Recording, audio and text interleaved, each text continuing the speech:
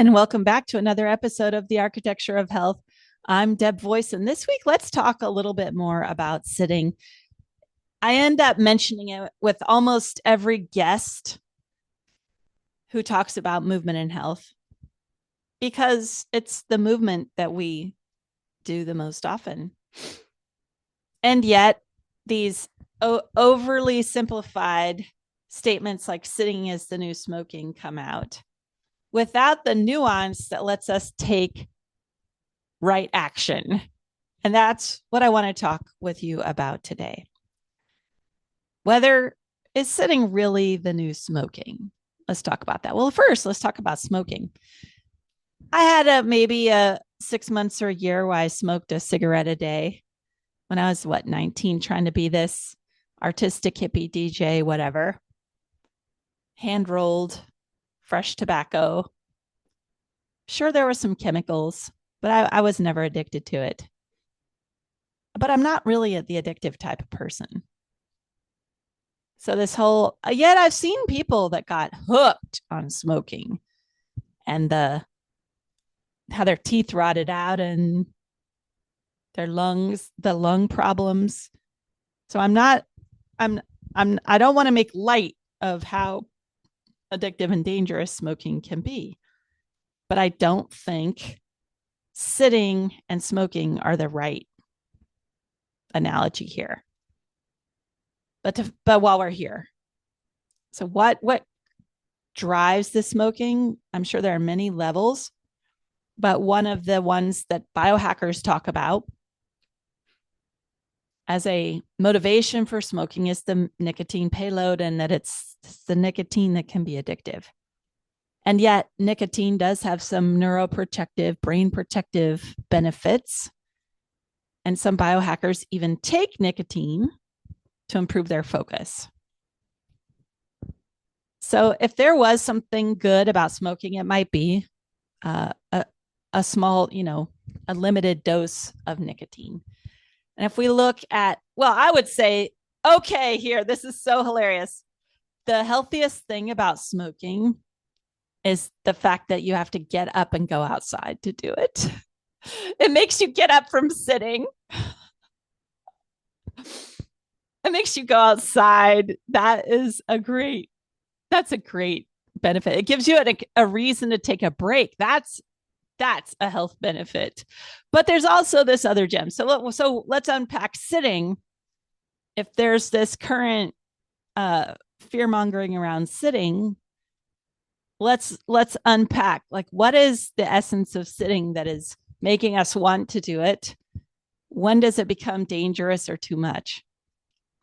And really, I think it's when you sit in a certain way that it makes it so ordinary movement, especially walking,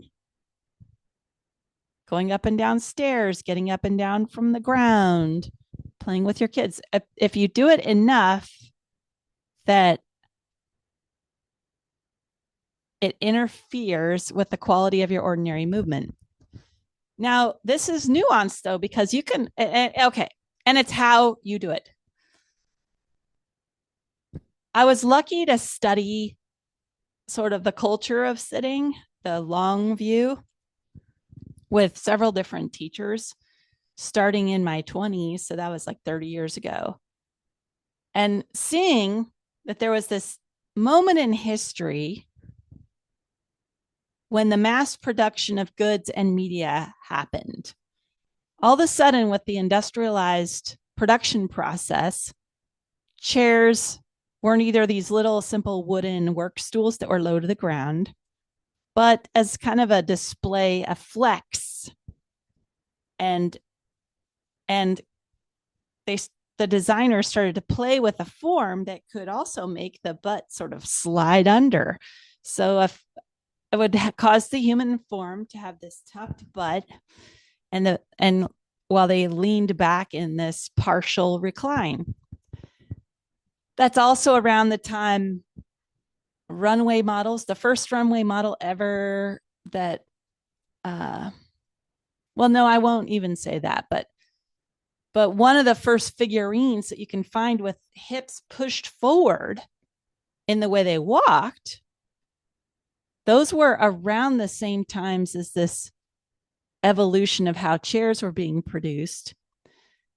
And the pelvis was being thrust forward, kind of like the pelvis sliding under and forward in these fancy chairs that it's the early 1900s. So it's, right before the flappers and all that.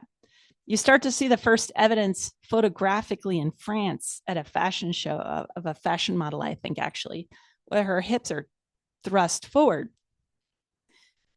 So the most important thing about sitting is knowing that you're really training your hips. The way you sit is training your pelvis where to be in space. And if that pelvis gets a little forward or a little behind your body's expected center of gravity, it's going to change everything about how you move. You can find plenty of situations where there are, these craftsmen or farmers, and they have these small little wooden stools, and they have their long spines and they're bent over doing whatever work they need to do, or factory workers sitting on simple wooden chairs, but they're still walking and balanced properly and walking enough that they have enough booty, they have enough glute that just that's backless wooden chair provides a clear platform so that their glutes can just sit on that chair and they don't get that weird slumped under butt and the tech neck that sends their head a little bit forward. This, I didn't even know till recently when I trained with Rick Stanzi of Goda Movement Systems. I hadn't really thought about the wiring of our nervous system. The pressure of our feet sends a signal to our brain about where our center of gravity is.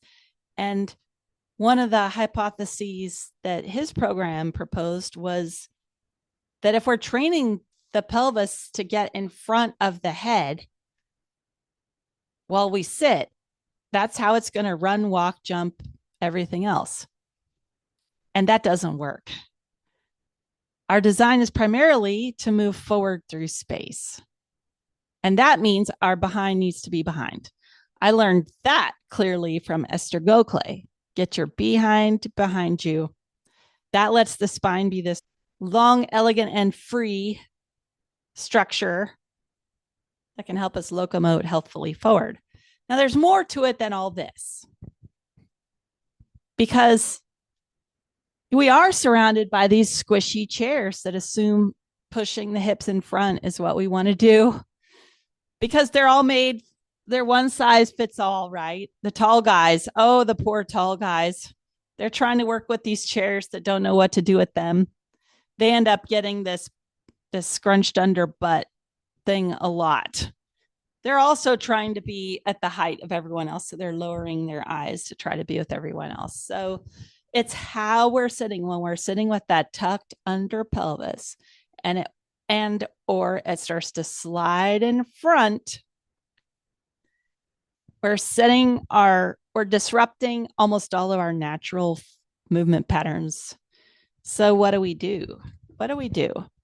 Well, first of all, you might go to Esther Gokle's website to look at, she has a free intro class, I think. Just what's a quick fix you can do if your body is so tucked under and adapted to that chair? What's the first thing you can do?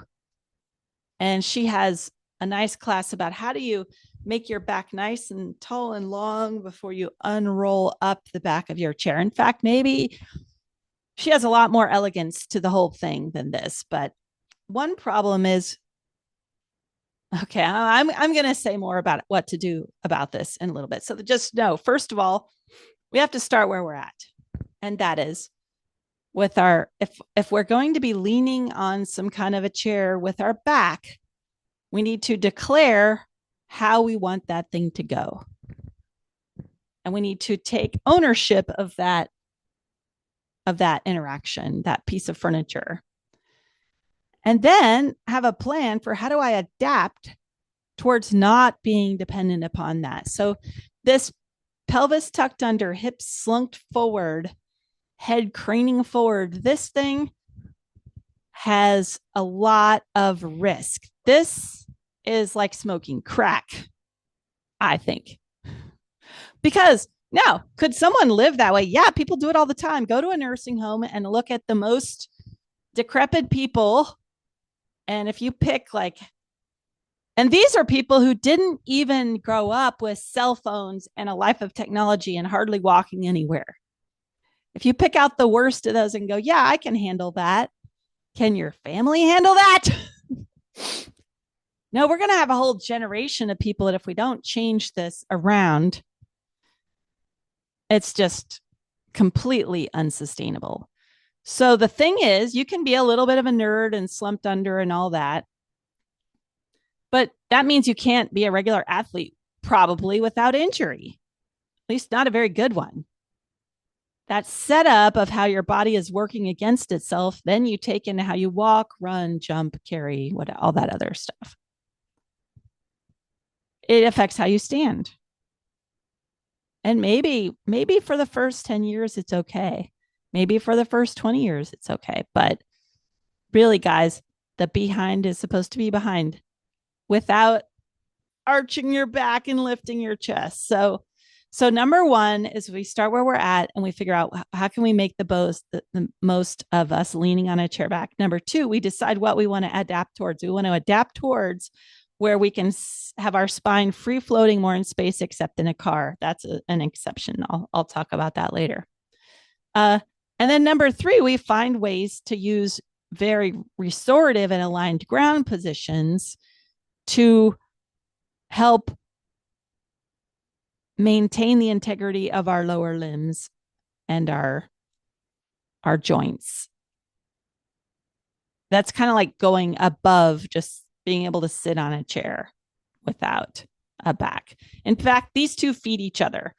The way I'm using the ground right now, for example, sitting in this seiza position with my toes touching each other and my knees not very far apart, or sitting in a split seiza, these are going to make it so that when I am sitting away from the back of a chair, I'll be doing so with a nice, long, effortless spine. But guys, these positions took me so much gentleness and patience to get to where now I can use them as an everyday sitting positions. There is a path, but it requires diligent work. Now, there were specific movements and exercises that I just did a few minutes, a couple of times a day, every day, till finally at a certain point, these have become some of my most restorative, regenerative positions that I use. They make me actually better at running and sprinting and dancing and everything. It's like putting gas in the gas tank. But is it that easy? No, if we go past that, we look at, well, then you need to design your movement systems so that all of this feeds each other. So this is way more than sitting. In fact, the most interesting thing about sitting that I tell my clients is that sitting is over before before your bottom hits that chair. Like, people think once their chair is on their bottom is on their chair. Oh, now I think about how I sit. I'm like, no. You have to think about how you're sitting on your way to the chair, because how you enter the chair affects how you're going to then sit in the chair. What chair you buy affects how you're going to sit in the chair. There's so much nuance here. So, wow, where do we, Deb, help, you're overwhelming me. What can I do? Okay, well, first, you're probably sitting on a chair, you're leaning on a chair. The first thing you can do is make sure your behind is as far back behind you as possible. You could wiggle it back in there or stand up and sit down again. Wiggle, get that behind way back there behind you. And then you can slump over and then just roll up slowly with a long spine and then relax. That's one thing you can do to just be doing the least damage of if you're leaning on the back of a chair.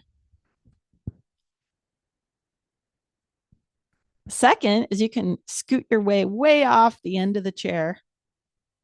So your pelvis is tipping off the end of the chair, and you just, as long as you stay relaxed, this whole, oh my goodness, I'm so tired of people trying to sit up straight. The sitting up straight does not work at all.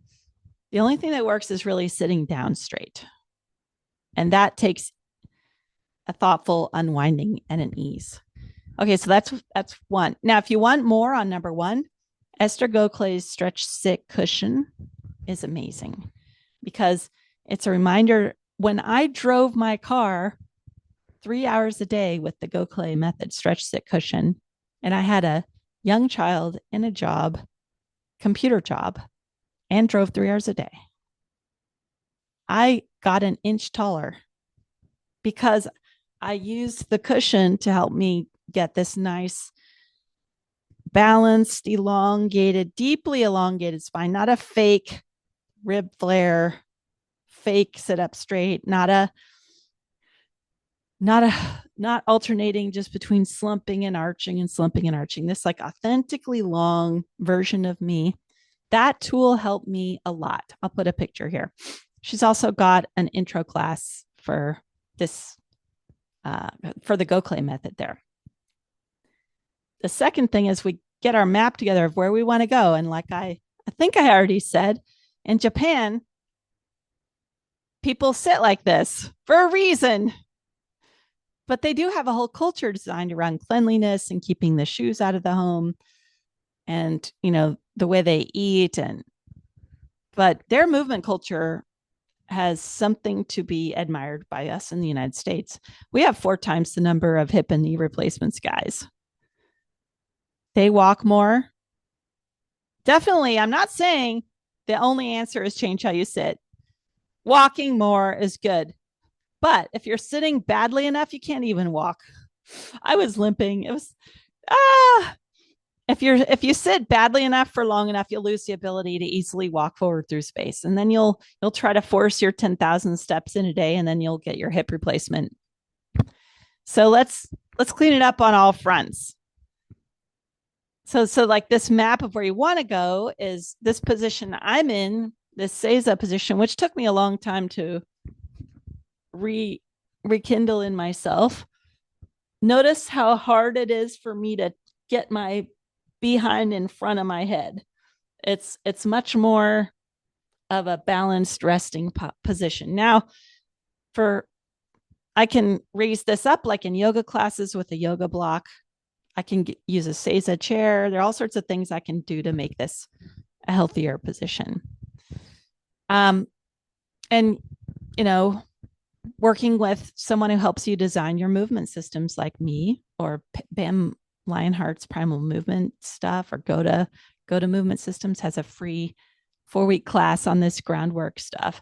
So I'm saying, you know what I'm really saying is don't just knee-jerk call sitting the new smoking and avoid it, because we know rest is half of movement, and how we rest and how we move, you cannot decouple these things, guys. So I don't want any knee-jerk overreactive things like I know I would have done in the past. Oh, I remember. Just move more and everything will work out. Oh my goodness, I overtrained so hard. I was undernourished. I didn't know how much I was just in pain. I normalized pain and demonized sitting. So let's just get really thoughtful here. The gem of sitting is rest. Humans have rested through all of human history. You don't see those guys out chasing the animals on the savannah. They would rest afterwards. The hunter-gatherers, they go hunt and stuff, and then they're sitting on the ground while they prepare the food and stuff. So rest and movement are the twins of each other, or the sun and moon. You just can't have one without the other. But so how we rest. Now, it's too bad we have to think about this. Well, one good thing is if you're not too effed up to walk more, and you just slowly increase the amount you walk, and ideally you walk on uneven surfaces. Uh, that activity, because your back leg goes behind you, can undo some of the tightening of the back of the pelvis that happens from the way most people sit that's hurting them. But you can't just count on it. I hurt myself the worst walking 2 hours a day thinking, oh, someone told me this BS, like it doesn't matter how you said posture. Ha ha ha. Ha ha ha. Oh, for you simpletons that think posture is important. Ha ha ha. No, it's not. Just move more, just move better. And I got this idea. All I had to do was just I was doing capoeira 5 days a week, and I was taking the Access Syllabus classes, and I was hiking, and I was walking 2 hours a day. I wrecked myself the worst with my long walks because my core use of my legs, feet, and hips, they had been off for so many years. So I didn't know. I was just mashing myself into the ground. So it's worth getting your movement map, your movement lifestyle map in place. Ideally, what will make you better at sitting is intermittency of walking throughout the day rather than these monster walks, right? Or living even in a town where a little bit of walking on and off all day is built into your life. I'm working on that one. But like I mentioned earlier, though, I was able to get a much healthier spine by being conscious of the way I was sitting and where I was sitting and what I did every time I got in the car. And now I'm using my sitting to rebuild my primal postural blueprint right now as we speak. So, I see you're overwhelmed. Like, Deb, what are you telling me? I'm telling you there's a lot you can do. Now, okay, this was one interesting thing I learned from Esther Gokle, was that when she visited the Samui reindeer herding tribes, one of the last kind of indigenous tribes way up there in the cold area, in the Arctic area, she observed how much more they laid around to talk because it's cold outside. You have a teepee, but a teepee has a lot of the space of the teepee isn't full head height, and how people would have these intimate conversations just laying down because it was a way to stay warm and have longer conversations. So you could lay down or you could be sitting cross-legged. And we know also there's the primal squat. That's one of the other tools our ancestors used. And I use the word primal because I'm trying to say not the gym squat, the relaxed and aligned low squat that they still practice in Japan. That's a form of sitting, but it's without any kind of dependence on anything external.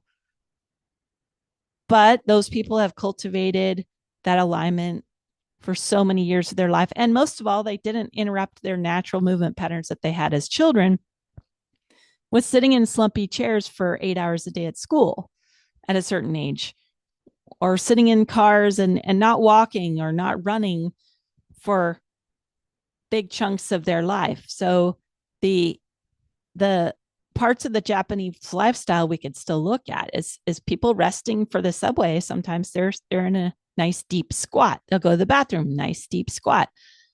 And they aren't driving necessarily everywhere. A lot of people in Japan use a lot of public transportation. So you go, Deb, I'm in the United States. Help. What do I do? Yeah, I drive still. Like I said, I started with Esther Gokle's stretch sit cushion. And then from there, studied how I was getting in and out of the car and how I was breathing. And then from there, figuring out these other movement systems so that getting up and down from the ground could help me find more and more ways to rest so that I wasn't, okay, that's the other thing is, smoking one cigarette a day is different than smoking 2 packs a day. So if you have a job where you already have to sit in a chair because you're in a group of people in an office and you pretty much have to use their equipment, then you want the time when you're not at the office, you don't want to be sitting in chairs more. I still sit, I have chairs on rollers behind me. That's my kind of kitchen dining area. I have these like saddle stool chairs with rollers. I sit on those to eat because I don't want to eat on the ground and get the food all over me and get my hands dirty. But I do choose to be low to the ground when I can. I end up doing a lot laying down. Like I was just saying, with my feet even up on something and my knees together. Will lay here to edit podcasts or to talk, use my phone or talk to someone. And notice this really elongates my spine.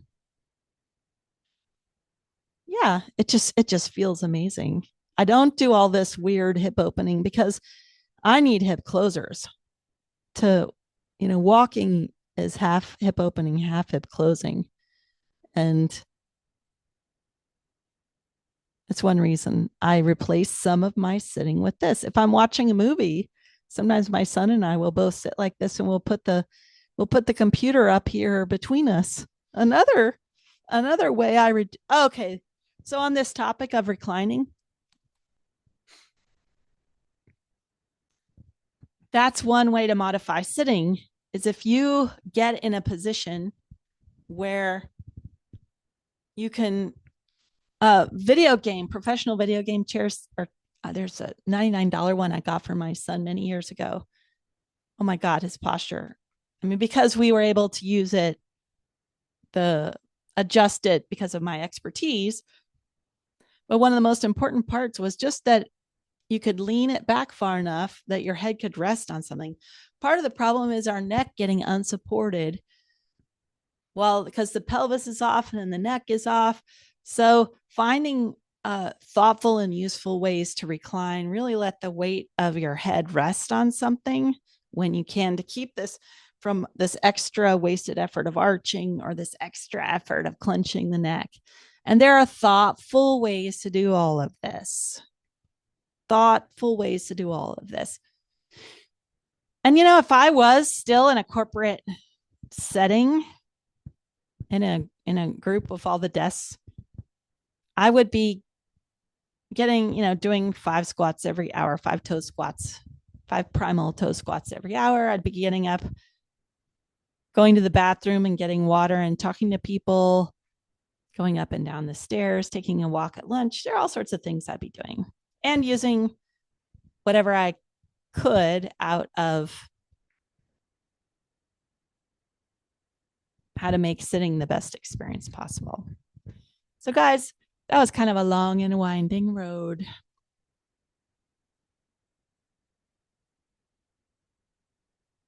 But I guess we could say sitting doesn't have to be the new smoking. What we want it to be is restful and allow you to focus. Oh, I forgot one last thing. When I did used to do a lot more remote consulting, when there weren't so many Zoom meetings, because reclining. Oh, one of the problems with reclining is you get this whole.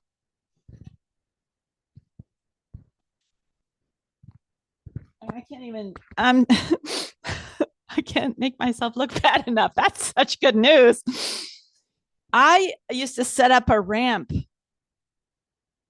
with kind of like a recliner. If I had a recliner, I would use it with my laptop, right? I would just lean back in and adjust it so my spine is as long and supported as possible. My tail's not tucked under. Boy, I could write a report. I could have laser focus if I was completely comfortable in a reclined position when I was writing reports at home. I'd build a ramp on my bed, or I would, like I said, if there was a reclining piece of furniture, that was one of my go-tos to make my focus, to increase my focus and longevity at the task. So I would say that sitting doesn't have to be the new smoking. Sitting is an important movement problem to solve. All right. Thanks for tuning in. Happy New Year. Bye.